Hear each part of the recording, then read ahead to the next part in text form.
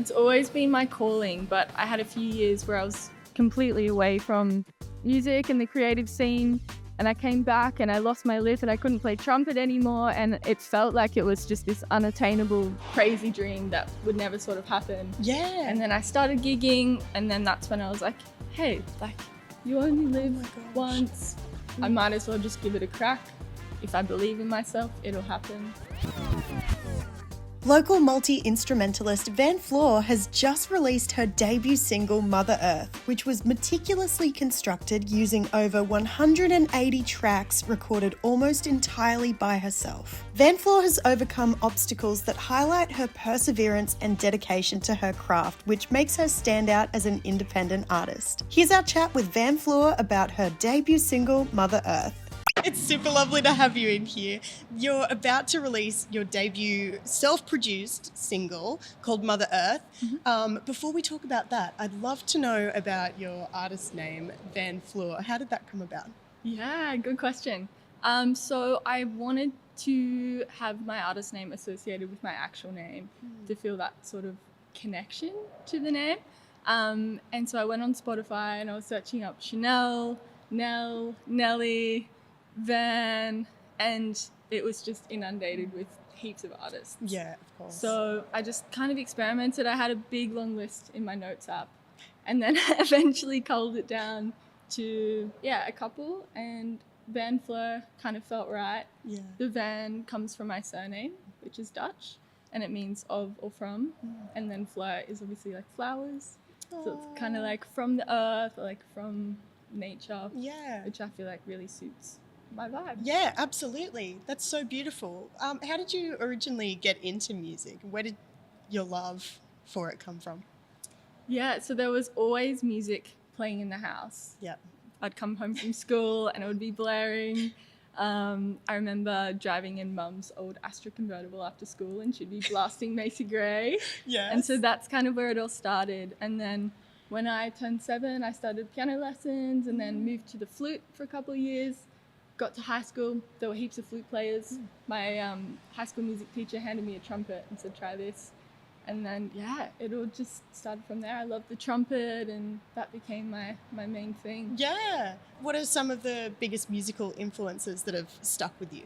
The number one would have to be Hiatus Coyote. Yes! Amazing! I'm a massive fan. Before them, I was listening to whatever was on the radio and then like jazz standards, a lot of Wynton Marsalis, and that kind of thing. And then I remember I was at Guzman one afternoon and one of my friends showed me Charles Monk, Mother Funk, through their iPhone. It was really loud, everyone was chatting. And as soon as I heard that, yes, I was like, what is this? I've never heard anything like this. And that was sort of like the gateway drug into neo soul and all of that sort of new jazz stuff. Truly. So, Hiatus.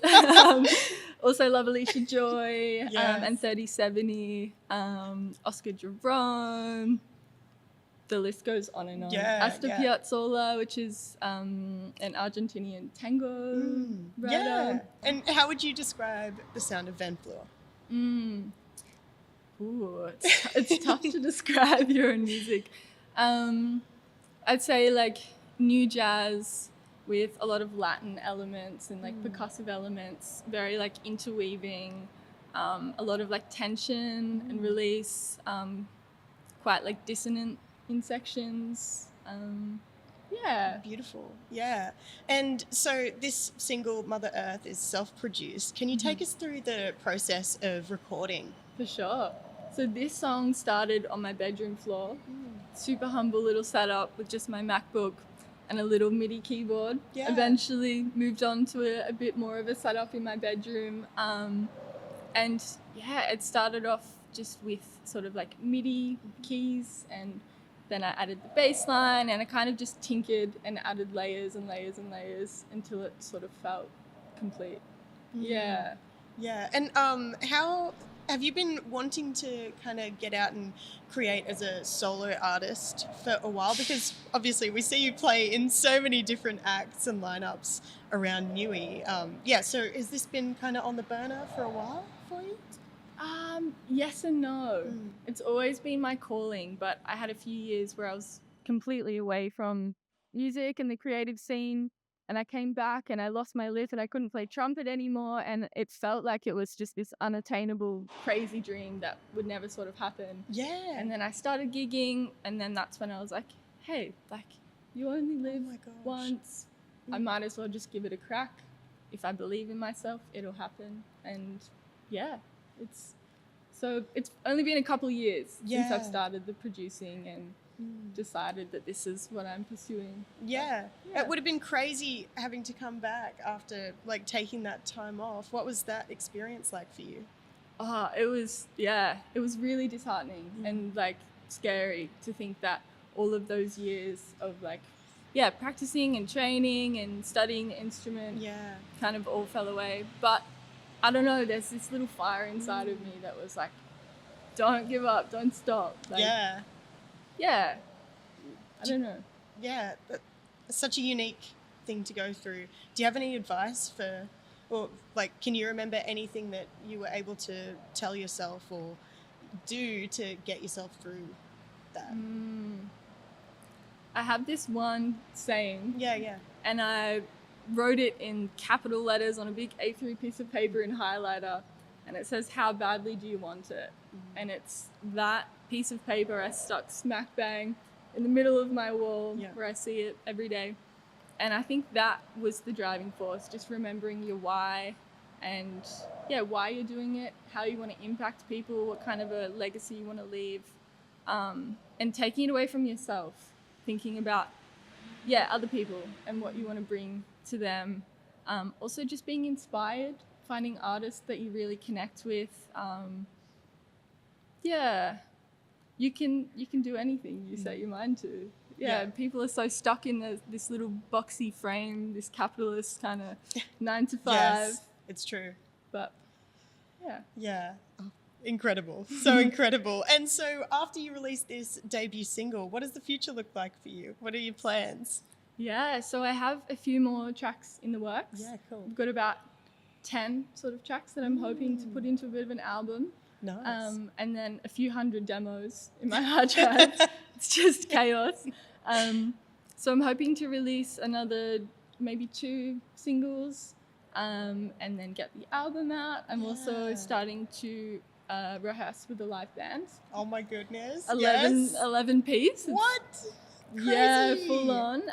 And then from that, I'm hoping to do a live recording and video / gig. And throw together a bit of a set. Wow, that's incredible. Yeah. And so everything on the track that we hear, did you play it or yes? Yeah. That's incredible. That's so crazy. Except for the drums. Yeah, okay. Which is done by Kale Labby. Yeah. Incredible. So there's about 180 tracks in the song, all of which are played by me, except for the drum track, which is by Kale Labby. Yeah. So there's lots of instruments, and then the instruments that I can't play yet are MIDI, some of them. So the strings parts, I can't play the strings yet. Yeah. That's on the horizon. And live instruments, production, and I kind of wanted to be able to write, produce, arrange, compose everything myself. Yeah. So I feel the most connected to it as a project. And then obviously I'm starting to learn drums. So hopefully I'll be able to play everything. And maybe one day I can whip out a loop pedal and try and do a solo set. We'll see. But, and when did you know that it was like time to step away after adding so much? The truth is I didn't really. It took my mixer and masterer friend Healy to tell me, Chanel, enough's enough. Like, it's ready to go. Send it through. Let's finish it. I think it was just wanting to get something out and realizing that if I stay put and keep adding things, I could overcook it or I'm never going to get it out. And I think with my neurodivergent ADHD brain, it's quite hard to complete things. So, I had that as a driving force to kind of prove to myself that I can finish something and that I have to finish it because I have to put it out in the world. Otherwise, nothing's going to happen. Yeah, of course. It's going to be really fun to like pass on you know, what you've written to other people and actually get to jam it out, right? Yeah, I'm really excited. It's coming together really well. Yeah, and who are you planning on working with? Ooh, in the band? Yes. Oh, okay, I have the best lineup. So Kale Labby on the drums, Phoebe Campbell on percussion, and then I've got Finley Beasley on synths, Poppy on backing vocals, Mia Petra on backing vocals. Oh my gosh. Naomi on violin, Josie on violin, Eva on cello, Taylor on electric bass and double bass. I'm definitely forgetting people. And a couple more BBs. Yeah. It's still early stages. We're kind of just getting together and figuring it out. And I'm very blessed that a lot of the people in the band are multi-instrumentalists. Yeah. So they can kind of be doing multiple things at once.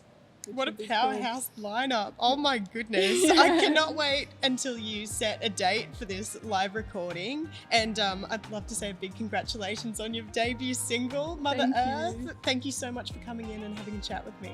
Thanks for having me.